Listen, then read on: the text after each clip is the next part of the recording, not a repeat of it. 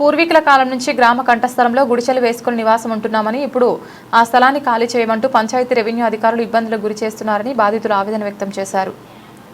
మార్కాపురం జిల్లా కలెక్టర్ కార్యాలయంలో సోమవారం నిర్వహించిన ప్రజా సమస్యల పరిష్కార వేదిక కార్యక్రమంలో తర్లుపాడు మండలానికి చెందిన బాధితులు తమ సమస్యను పరిష్కరించాలని కోరుతూ అధికారులకు వినతి పత్రం అందజేశారు.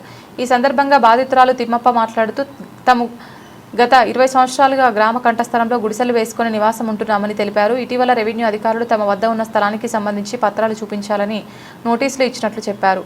అయితే ఆ స్థలానికి ఎలాంటి ధ్రువపత్రాలు లేకపోవడంతో ఖాళీ చేయాలని అధికారులు ఒత్తిడి చేస్తున్నారని ఆవేదన వ్యక్తం చేశారు. తనకు 5 సంతానం ఉండగా అందులో 4 కూతుళ్లని కూలీ పనులు చేసుకుంటూ జీవనం సాగిస్తున్నామని చెప్పారు. ఇలాంటి పరిస్థితుల్లో తమను నివాస స్థలం నుంచి వెళ్లగొట్టడం అన్యాయమని పేర్కొన్నారు. నివాసం లేకపోతే పిల్లలతో ఎలా జీవించాలంటూ కన్నీటి పర్యంతమయ్యారు. తమ పరిస్థితిని అధికారులు గుర్తించి తక్షణమే న్యాయం చేయాలని వేడుకున్నారు. ఈ కార్యక్రమంలో 3 కుటుంబాలకు చెందిన బాధితులు పాల్గొన్నారు.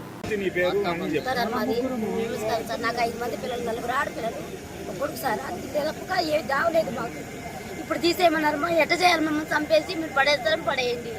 మాకు ఏ దావలేదు. మీ గవర్నమెంట్ ఇచ్చింది ఏం లేదు. 3 తరాల నుంచి బతుకుతున్నారు సార్.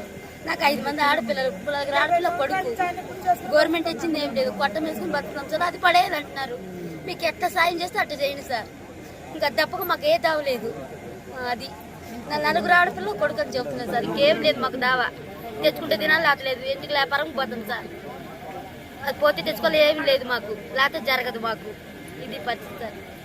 ఇంకా